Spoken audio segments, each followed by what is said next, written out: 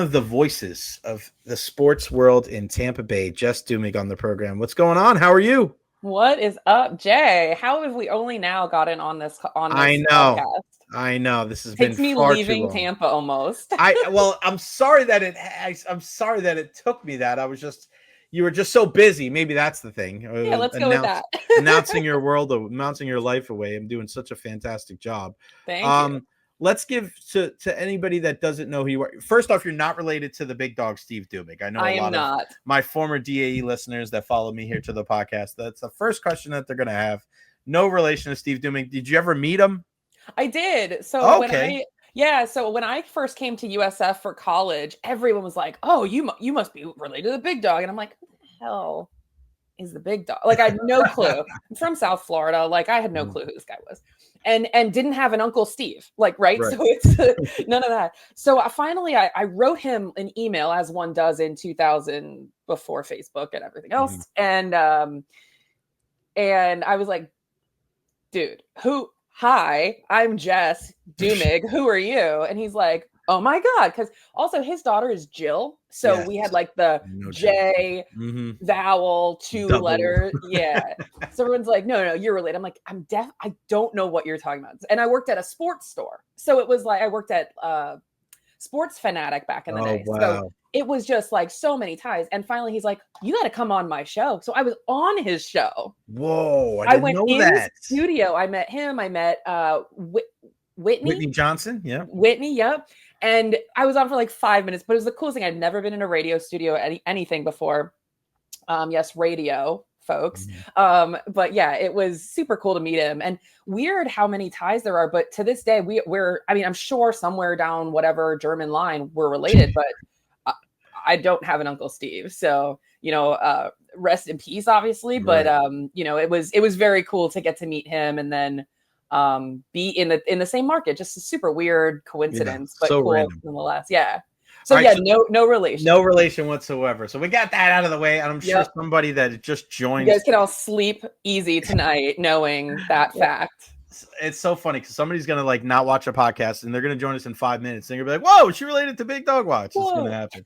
All right, so take us from the beginning. So you go Oh to wow. USF. You Yeah. go to USF. Did you? It was PA announcing. Was any of that kind of at the tip of your No. brain? Like, what were you thinking? None of it. I transferred from FAU after my first year. I was in finance and management. That was my major. And back then they had just instituted you had to take calculus to be a business major. So I was like, screw that. So I went over to advertising and I was in the hot band. I was in the marching band and I played Oh, in the marching band for football. I was in the basketball pep band. And back then USF was really good. We were going to tournaments like every year. The women were, and we were in, I don't know, wherever the tournament was, I think Hartford maybe or something, Big East back then. And I was on a bus with Blake Guthrie, who I'm sure you know. And at the time, Koche Irby, they were handing out per diem back when you still got it in a cash envelope. And I was like, wow. this is cool. Hey, what do you do? And so they told me, we do all this stuff in athletics. He was Koche was senior associate AD of external relations. Blake was the marketing director or whatever the titles were back then. And I was like, well, this is cool. I want to intern. And they're like, okay, come Monday. Like this was, whatever, a week out. And so I did, and I was annoying but I was there. And all of a sudden I'm helping produce football and basketball. And one day the PA announcer for softball called out and they're like, hey, you want to try this? I was like, sure. Well, I get on the microphone and it was great. And then I was like, well, shit, now I want to do this more. Can I say that? I don't even Yes, know. you certainly can. Fabulous.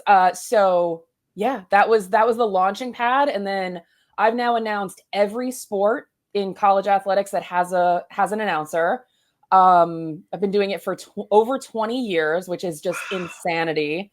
Started with softball, went into all the women's sports there. So basketball and volleyball and soccer, then into the men's sports because why not? Also basketball, soccer, and then baseball. And then I went down to FIU, when I moved to Miami and announced everything there too, including beach volleyball and adding sports. This year I ticked off hockey. I was in there with the Lightning for their Women in Sports Night. Yes, you did great. Thank you. Yeah, a few years ago, I was able to announce I filled the massive shoes of John Magrino for USF football on homecoming, which was the coolest thing. I was one of the first women ever to announce college football in stadium. Just super cool. And then this year to be a part of the USF women's lacrosse season, and then also the Tampa Bay Sun season. I was the voice for both of those. Excuse me, the champion Tampa Bay Sun. Champions, baby. Yes. So super cool. And as I was doing all the PA, production, when I went to grad school up at Southern Miss, I came back for Christmas as you do. And at the time, Brett Delaney had been selected as the executive director of the then brand new St. Petersburg Bowl, which was played at the Trop. And I said, Brett, I'm a grad student. Do you need any help with your game? Like, let me in. And he's like, Jess, can you run my game and I'll pay you? And I was like, yeah, absolutely I can. So I helped build that game from the ground up. Nice. Scripting, producing. I've been there now 16 years now with the move over to Tampa and to Recher. Just super cool stuff. And then that turned into it didn't turn into, but an opportunity at the Miami Beach Bowl. And then back to the Outback Bowl, now ReliaQuest Bowl, and then I added the Cure Bowl. So it's just super fun, producing, announcing, being in this world. It's insanity when I think about starting college as a finance major, going to work on Wall Street, and what I'm doing now, which is definitely not on Wall Street. Right. What's the one game when somebody said your favorite game that you've announced? If you get one, what is it?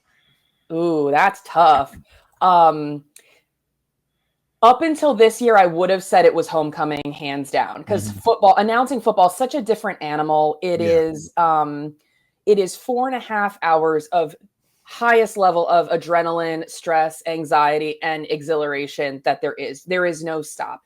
Every play, you have to be in it. You're calling offense, defense, tackles, yards, down and distance, the whole thing, which is harder than it looks, or harder than it sounds, I should say.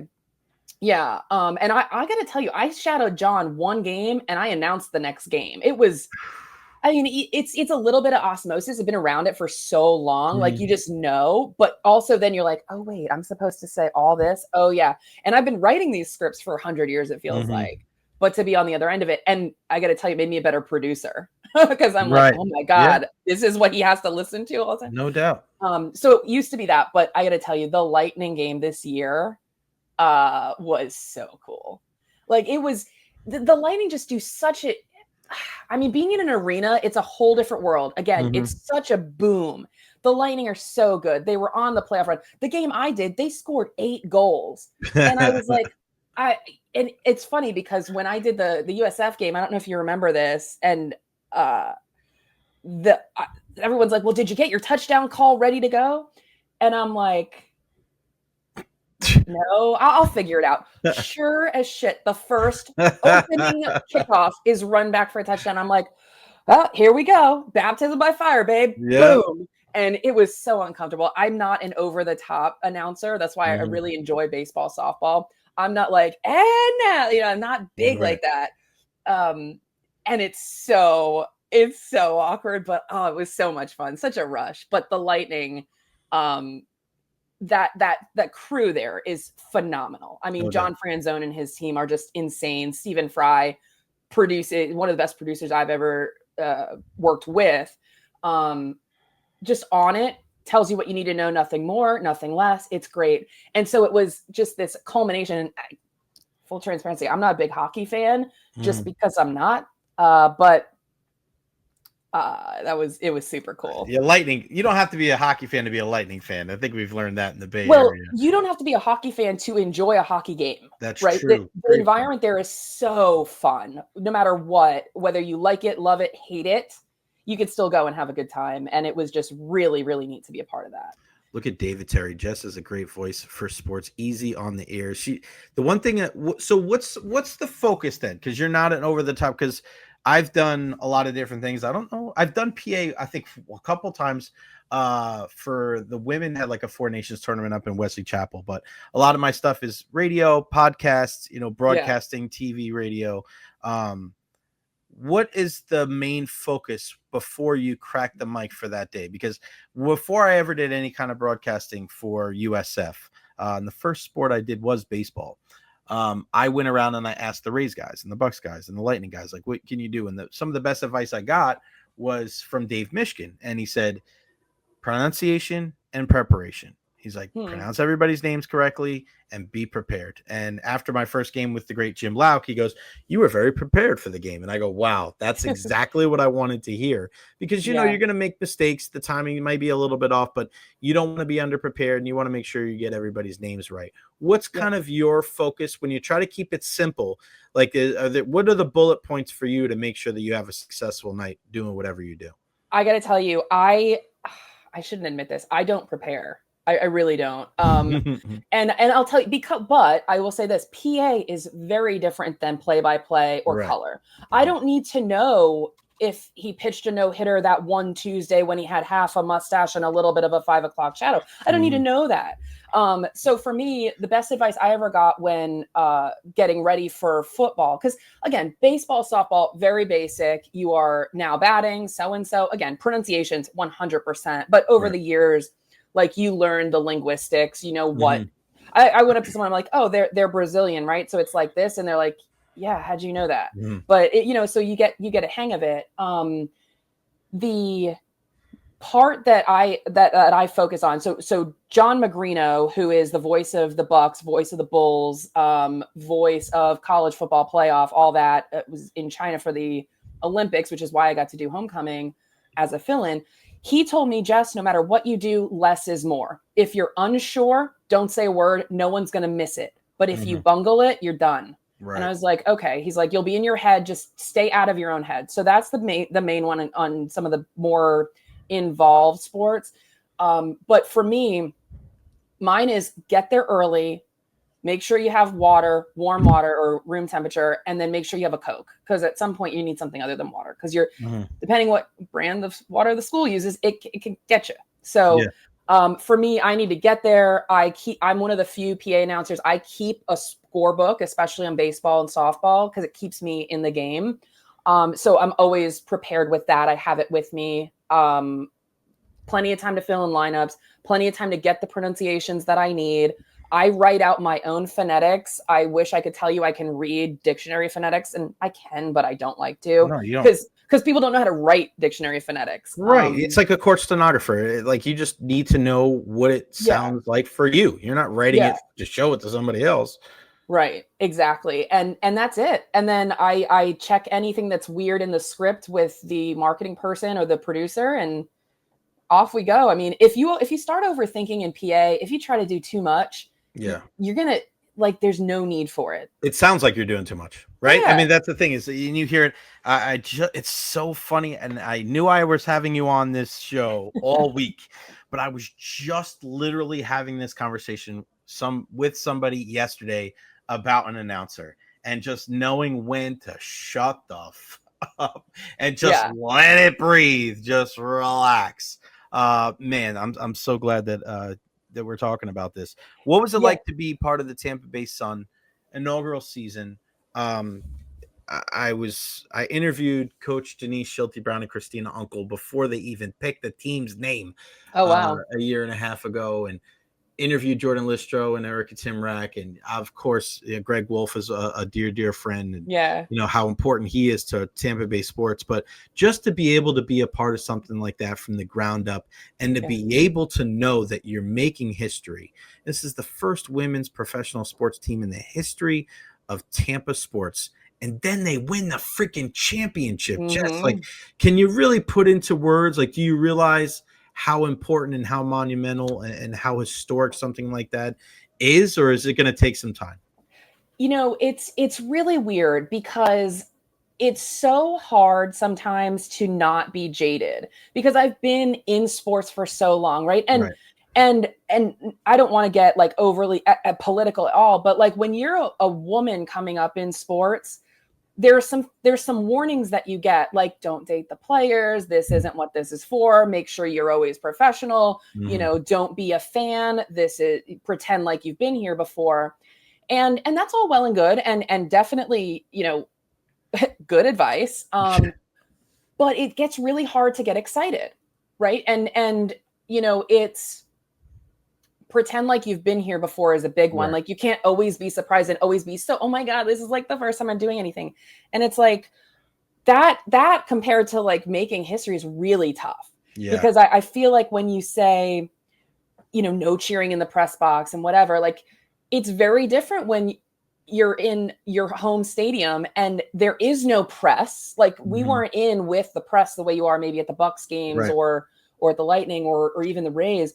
So we talked about it every time, right? We talked about it being, this is cool, this is exciting, but at the end of the day, it's just soccer, right? And I don't mean to downplay that, but you gotta keep it in perspective. And what really hit though was when we went down on the field after the game. Because we're in our little box, you know, we don't hear the fans, we don't feel it so much the way you do in some of the other sports. So it was very cool. And then to be part of the boat parade was so fun.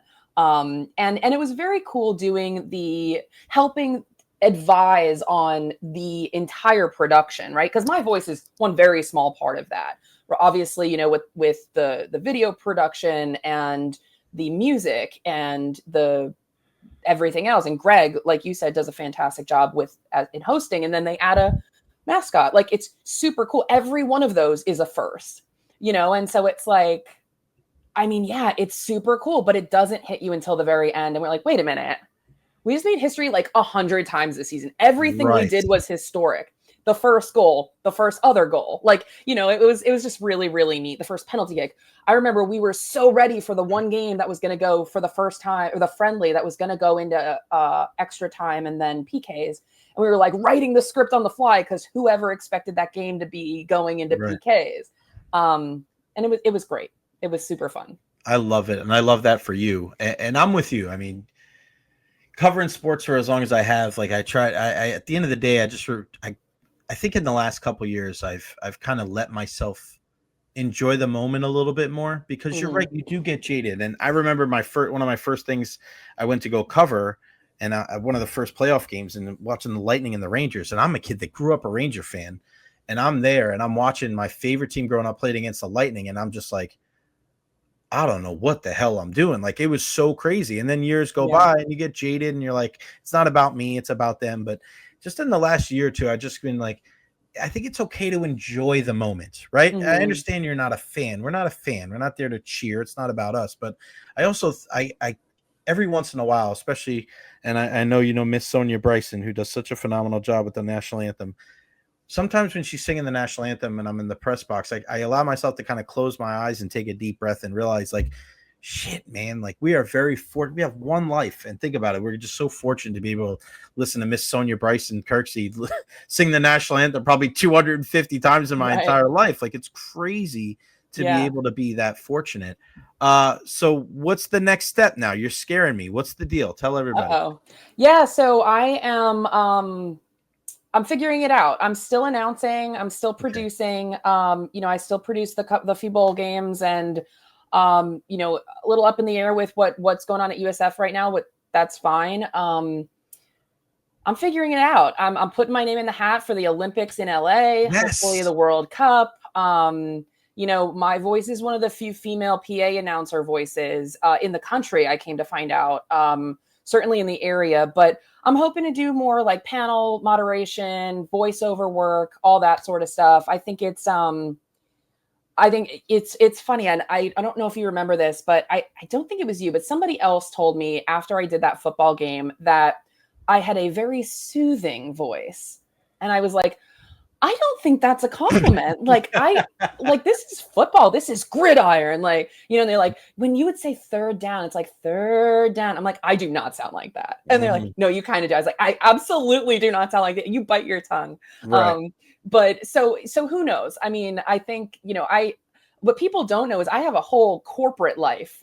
This has always been adjacent. This has always been like the side hustle, but it's so fun and it's the cool stuff, right? No one wants to hear about the really amazing spreadsheet I wrote that now calculates she's a itself. Microsoft Excel badass. I gotta tell you what. But yeah, it's we shall see. I've been working in marketing and revenue strategy for my entire career in advertising and more recently in sports, but it's time will tell. I'm taking some time now to spend time with family. I have some health stuff that I have to take care of, and then it is, again, it's seasonal. It's summer, so I'm enjoying it, getting a tan, and then who knows, come football season. Yeah, look at that tan. One thing that I've always just learned over the years too, and I think you just kind of going into, we were just talking about, but like living in the moment.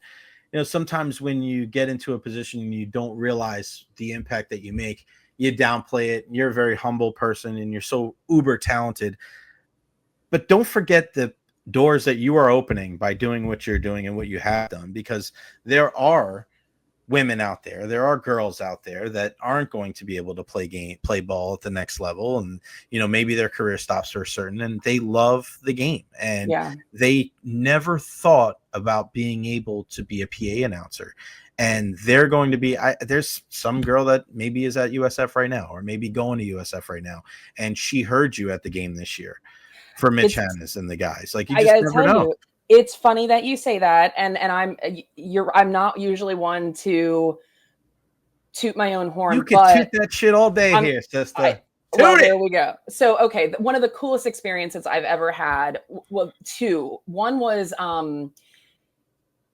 most recently this year, USF softball and USF baseball were playing on the same day, and baseball oddly started before softball. And I think softball was playing Memphis, which is rare because usually softball plays before baseball. Exactly. So I come down the stairs. I'm like going to after the game or whatever. And this girl is like literally staring at me. And I say this girl, she's in college, and I'm like, hi, like, bye. I'm just on my merry way. And she's like, wait, are you Jess? And I'm like, oh God, what did I do? Yes. I'm like, whose sister is going to tell me I botched their name? I'm like, I'm so sorry. She's in opposite team gear, but I was like, I don't think we just played this team, but whatever. And she's like, I just want to tell you, like, you are so inspiring. I loved listening to you. Like, I was supposed to be keeping the book for softball, but I was listening to you. And I was like, oh my God, like, it was so cute. She's like, I was listening to you. And again, this is a college girl. It's not like some 10-year-old.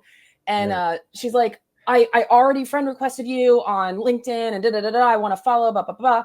And I'm like, oh, amazing. Like, that's super cool. And she was like, I can't wait to like be in your shoes one day. And I'm like, okay.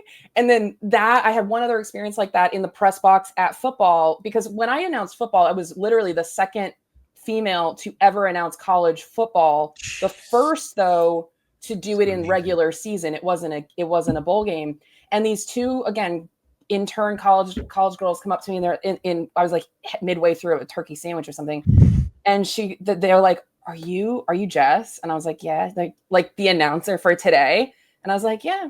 And again, for me, I'm just like, yeah, another day, like whatever. And they're like, oh my God, we are so excited to meet you. And like went on this little fangirl moment. I was like, oh my God, like people give a shit. It's kind of nice. Yeah. I'm usually behind the scenes producing up to that point. And so just super cool. And then I got a very stellar review from you, which I don't know if you remember this. You called me MVP of that game. And I was like, I did. I didn't even know you then. I was like, oh, okay. All right. Maybe this is something then. And I keep that like in my brain, that lives rent free, and I love it and I appreciate it for sure. And like a full circle here, man. It's so cool. Yeah. Every single time you announce a game, I just know it's like, it's going to be perfect. It's weird to see that because but I love the way that you call a game because, and you described it here early in our conversation, is you don't try to do too much. You get in, you get out. You don't make it about yourself. You don't over dramatize everything and say like, oh my God, this and that. Listen, I love personality. Don't get me wrong. I love when people have their shtick and their gimmick and they do their thing. That's fine. But there's something so beautiful about simplicity in life and Yeah. about something like that, where you go, and especially when every time I see you call a USF baseball game, like I just and not saying I don't like the other people that get a chance to do it, but when you do it, it's just, I know you're going to get it right. I know the pronunciations are going to be right. And I know the things that are important to you, even before knowing when I'm asking you today. I know the things that are important to you to do the job correctly. I feel the same way when I try to do my jobs. And there's sometimes when I'm like, I'm pretty sure I know how to say this guy's name right. And before I say it, I'll like lean in and I'll be like, all right, we're good. We're on the same page. Like you have to sometimes, like you Yeah, get in life, you got to use your cheat sheets when you can, you got to work on the back of the Arizona can. So like for me, I was like, all right, if Jess gets it right, I'm right. And it makes me feel a lot better, especially when it's like a relief pitcher or like somebody that comes in at the last second. And I'm just like, I didn't have time to look up YouTube and look up this kid's high school stuff. He's some random left-handed pitcher that hasn't pitched in 3 months. right. He's going to throw 2 pitches before we put on another song. He's got a silent E with an X in the middle with an RELE or something like that. Is it really? Is it real? I don't know. And then I just lean in. I'm like, I think it's this. And then you say it and I go, all right, welcome back. And I say the exact same thing. So if you're wrong, I'm wrong, sister. Safety in numbers, babe. Safety in numbers. You got that right. Jess Duemig, one of the voices of not just Tampa Bay sports, but sports everywhere. Please don't. And I know, again, you're so humble and you're so self-deprecating at times. Don't ever, ever make light of the fact of the impact that you have made and continue to make, because those experiences that you have with people coming up to you, like it's just the beginning. Like I'm telling you, the more that you do this, the more and more people are going to seek you out, and you're seeing more and more of women finding roles in sports that you didn't see 5, 10, 15, 20 years ago. So thank you for joining me. Thank you for all that you do. I appreciate your friendship. Best of luck. Thank you. I'll see you around. You better keep in touch. Back. And have a great rest of your weekend. We'll talk soon. Thank you. This was so fun, Jay. Thanks so much. You got it.